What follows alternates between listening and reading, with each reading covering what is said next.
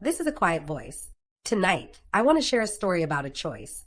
One that lingered far longer than expected. The heat inside a glassblower's studio isn't like summer heat. It's alive, it breathes, and it demands respect. Elias had stood before that living fire for 40 years. The furnace's orange glow carved deeper lines into his face with every season. He was a man of few words, preferring the roar of flame and the hiss of steam to conversation. But lately, the silence in his shop felt heavier than ever. The tools that once felt like extensions of his hands now felt foreign. His vision blurred at the edges. And beneath it all, a fear he refused to name. His time at the bench was ending before he had finished speaking through his work. He was attempting what he privately called his swan song. A vessel so precise it demanded absolute control. Control he wasn't sure he still had. A tremor in his left hand betrayed him, but pride kept him silent. Glassblowing forgives nothing. 1 second of hesitation can destroy hours of effort. Elias dipped the blowpipe into the crucible. The molten glass glowed like honey, burning at 2,000 degrees. Muscle memory took over as he rolled it across the marble table. For a moment, it felt familiar. Safe. Then his wrist spasmed. The pipe shuddered.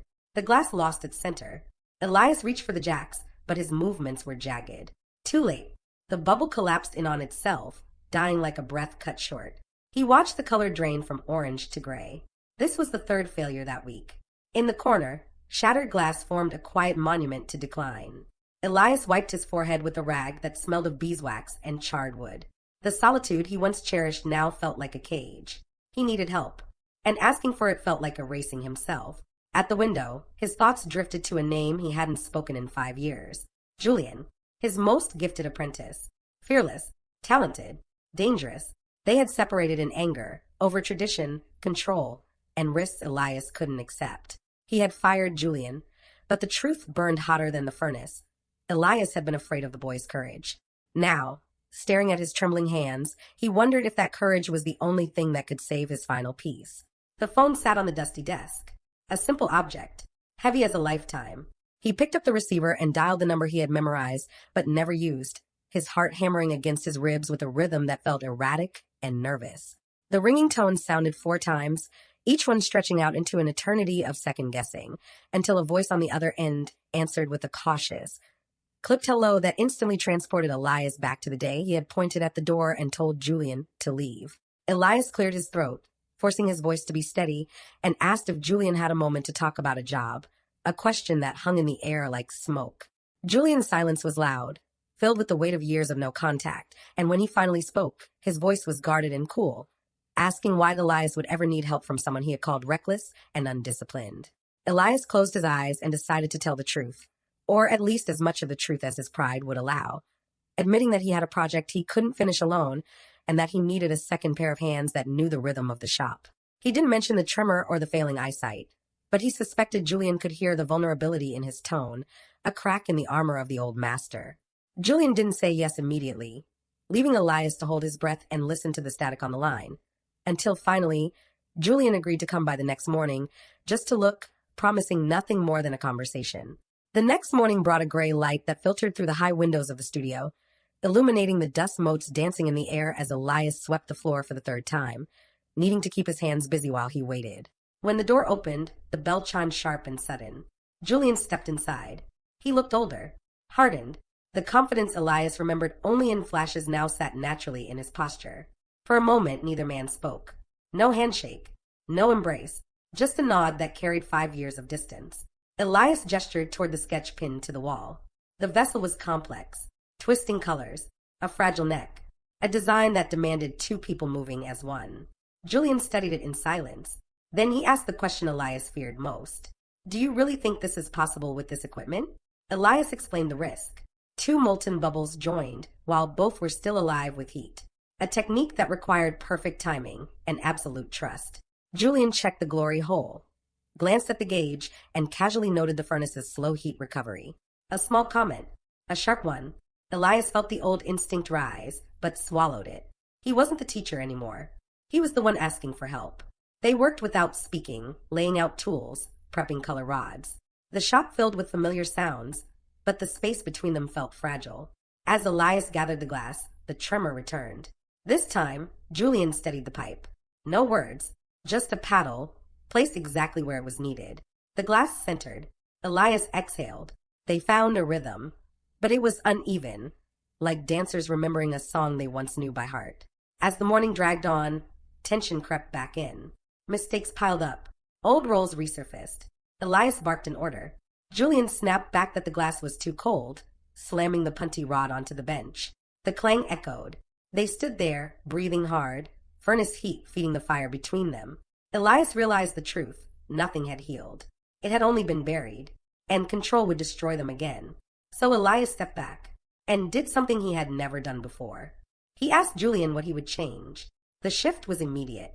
Julian hesitated, surprised, then suggested a heating cycle that broke every rule Elias had followed for 40 years. Elias nodded. Let's try it your way. The air changed. Hierarchy dissolved. Partnership took its place. Later, sitting on crates during lunch, Elias spoke softly about the science of glass, the coefficient of expansion, how materials must move together, or stress will tear them apart. People are much different, he said. Julian smiled, just barely, admitted they had cracked more than once. The tension eased. By afternoon, the studio felt electric, focused, intent. They prepared for the most dangerous moment of all, the joining. They moved with a fluidity that had been missing earlier, anticipating each other's moves before they were made, the silent language of the craft taking over. Elias watched Julian work the glass, admiring the strength in his hands and the precision of his movements, realizing that the boy he had fired had become a master in his own right. It was a humbling realization, but also a proud one, seeing that the seeds he had planted years ago had grown, even if they had grown in a garden he hadn't tended. They reached the critical moment where the top section had to be fused to the bottom, a maneuver that required them to be perfectly aligned while the glass was spinning.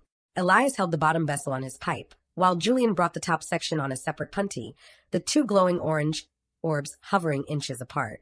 The heat was intense, singing the hair on their arms, and Elias felt his vision blur for a second, a moment of panic rising in his chest. He blinked hard, trying to clear his sight, and trusted the voice of Julian guiding him, telling him to hold steady, to wait for the signal, to trust the process. The two pieces of glass touched and fused, a seam of molten light sealing them together, and they spun the single pipe in unison to ensure the bond was true. It was a moment of pure magic, the kind that kept glassblowers coming back to the furnace despite the burns and the sweat and the failures. They moved the piece to the glory hole to reheat it, ensuring the temperature remained even, and Elias felt a surge of energy that made him feel 20 years younger. But as they turned back to the bench to shape the final neck, a loud crack echoed through the studio, a sound that stops every glassblower's heart cold. The punny rod holding the heavy vessel had fractured near the connection point, likely from thermal shock, and the massive piece of glass was now dangling precariously, threatening to fall and shatter on the floor. Elias froze, his mind racing through the limited options, knowing they had seconds before gravity won the battle. Julian didn't hesitate. He grabbed a pair of thick Kevlar gloves and moved directly under the hot glass, pressing upward just enough to stabilize the sagging vessel without truly holding its full weight. The radiant heat was brutal, searing through the air and into his hands, and it was still a dangerous move, one that could result in severe burns, but he shouted for Elias to grab a new rod and make a rescue transfer. Elias scrambled, his hands shaking not from age, but from adrenaline, grabbing a fresh iron and gathering a small bit of glass to act as a glue. He moved as fast as he could, jamming the new rod onto the base of the vessel while Julian groaned under the intense heat radiating into his palms. The transfer held, and Julian pulled his hands away, shaking them violently to cool them in the air, his face red and grimacing in pain. They swung the piece back into the reheating chamber, saving it from destruction, and Elias looked at Julian with a mixture of horror and gratitude, asking if he was burned. Julian checked his hands, nodding that it was just a minor scorch, nothing the gloves hadn't mostly absorbed, but the act of sacrifice hung heavy between them. Elias realized that Julian had risked his own hands, the most precious tool a craftsman owns, to save Elias's work, a gesture of loyalty that erased the last remnants of their old feud. They finished the piece in a respectful silence, shaping the lip of the vase with gentle touches, treating the object now not just as glass, but as something that had been fought for and won. The colors swirled together in a way that was even more beautiful than the sketch, a testament to the chaos of its creation. The final step was the annealing process, where the glass must be placed in a layer oven to cool down slowly over 24 hours to relieve internal stress. Elias explained, as he opened the heavy door of the oven, that this was the most critical part related to the annealing point of the material. If glass is cooled too quickly, The outer surface hardens while the inside is still hot, creating tension that will cause it to explode later, sometimes days or years down the line. He looked at Julian and said that they, too, needed time to cool down properly, to let the stress of the past resolve so they wouldn't break again. They placed the vessel inside and closed the door, sealing it away in the darkness of the oven, and the sudden absence of the bright orange focus point left the room feeling dim and quiet. They cleaned up the tools, sweeping the floor and putting the pipes away, the routine of closing the shop serving as a decompression from the high-wire act they had just performed. Elias went to the small fridge in the corner and pulled out 2 cold sodas, handing one to Julian, and they sat on the loading dock looking out at the evening sky. The sun was setting, painting the clouds in colors that mimicked the hot glass, and for a long time, neither of them spoke, just enjoying the cool breeze on their overheated skin. Elias finally broke the silence, telling Julian that he couldn't have done it alone, and that the piece was as much Julian's as it was his. He admitted that his eyes were failing, that the tremor in his hand was permanent, and that he was scared of what came next when the fire was turned off for good. It was the most vulnerable admission Elias had ever made, stripping away the mask of the stoic master. Julian listened, looking at his soda can, and then said quietly that the shop shouldn't go cold just because Elias couldn't hold the pipe anymore. He suggested that maybe he could come back, not as an apprentice, but to run the hot side while Elias designed and managed the cold work.